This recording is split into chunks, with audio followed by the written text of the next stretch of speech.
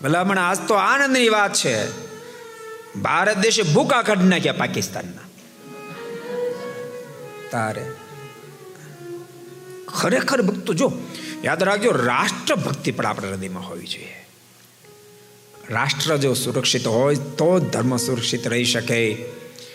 આપણા પૂર્વના ઇતિહાસો તમે જોશો તો ખબર પડશે કે જ્યારે રાષ્ટ્ર જોખમમાં આવ્યું ને ત્યારે ધર્મ પણ જોખમમાં આવ્યા છે. રાષ્ટ્રને સુરક્ષિત રાખવું પણ બહુ આવશ્યક હોય છે. ભલે તમે અમેરિકામાં રહેતા હોવ, મને ખબર છે, કારણ કે બહુ વર્ષોથી અમે અમેરિકા, ઇંગ્લેન્ડ, કેનેડા વગેરે દેશોમાં જતા હોય, બહુ ભક્તોના કોન્ટેક્ટમાં છીએ. ભલે તમે અમેરિકામાં રહો, પરંતુ તેમ છતાંય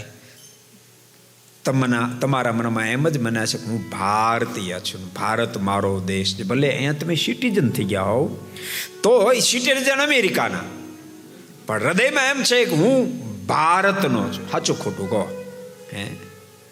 અને ભારતનું જ્યારે રૂડું થાય ત્યારે આપણે હૃદયમાં જરૂર આનંદ થાય.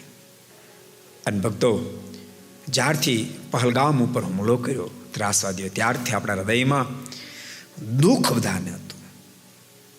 જોકે દુઃખ જ હોય, કારણ કે નિર્દોષ 27 લોકોની, નિર્દોષ લોકોની હત્યા કરે, અને એ પણ પૂછીને તમે કોણ છો? હિન્દુ? હા હિન્દુ.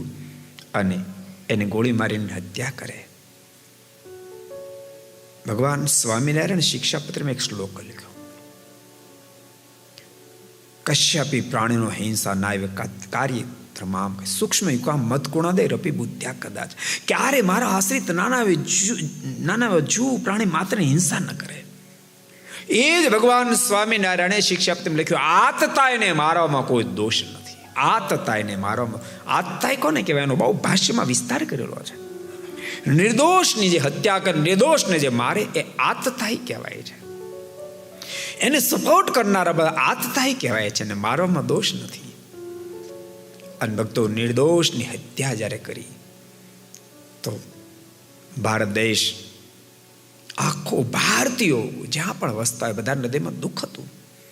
પણ દુઃખની સાથે સાથે ભક્તો, આપણા માન્ય વડાપ્રધાન શ્રી નરેન્દ્રભાઈ મોદી, એના વિઝન સામે બધાને ભરોસો પણ હતો કે ઈંટનો જવાબ એ પથ્થરથી આપશે. અને ભક્તો, તમને બધાને ખબર છે, ગઈકાલે 9 સ્થાન ઉપર સ્ટ્રાઇક કરી અને ઈંટનો જવાબ પથ્થરથી કાલે ભારતે આપી દીધો. અને જાણે કે ભારતે એમ જણાવ્યું કે હવે અમે સામાન્ય નથી, એ સમય વયો ગયો. આજ અમારી સામે કોઈ આંખ કાઢે ને તમે આંખ કાઢી લઈએ એટલી તાકાત આજ અમારી પાસે છે. તો ભારત એટલો કેપેબલ બન્યો, એનો આપણને ગૌરવ છે. કોને આનંદ ન થાય? કયા ભારતીયને આનંદ ન થાય? ભક્તો, આ પક્ષ કે આ પક્ષ, રાષ્ટ્રની જ્યારે વાત આવે ત્યારે બધા જ પક્ષને વ્યક્તિ ભૂલી જતો હોય છે, અને એમ માને મારા રાષ્ટ્રનું રૂડું થાય એમાં જ મારું રૂડું છે. અને એવી જ એની સમજણ છે. એની સમજણ ઠીક કહેવાય. ગમે તેટલું સારું થયું, પણ આ પક્ષે કર્યો છે માટે હું રાજી નહીં, તો એને રાષ્ટ્ર પ્રેમ નથી, એને પક્ષ પ્રેમ છે. સમજાય છે મારી વાત? એને પક્ષ પ્રેમ છે, રાષ્ટ્ર પ્રેમ નથી. રાષ્ટ્ર પ્રેમે તો મારા રાષ્ટ્રનું રૂડું થાય એ બધા રાજી હોય. અને ભક્તો, આપણા માન્ય નરેન્દ્રભાઈ મોદી, અમિતભાઈ શાહ, ગૃહમંત્રી, રક્ષા મંત્રી રાજનાથ સિંહ, આ બધાએ જે કાર્ય કર્યું છે, માત્ર ભારતવાસી રાજી થયા એમ નહીં, આખી દુનિયાના સજ્જન લોકો રાજી થયા છે.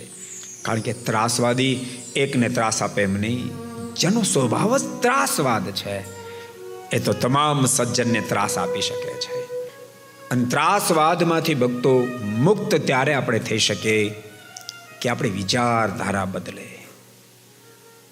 જેની વિચારધારા દિવ્ય થાય, એ માણસ બીજાને ત્રાસ નહીં, सुख आपी सके. अगर ये वीडियो आपको पसंद आया हो तो लाइक करें और शेयर करना मत भूलिए. सब्सक्राइब करें सरदार कथा चैनल को और बेल आइकॉन पर क्लिक करना मत भूलिए लेटेस्ट वीडियो सबसे पहले पाने के लिए.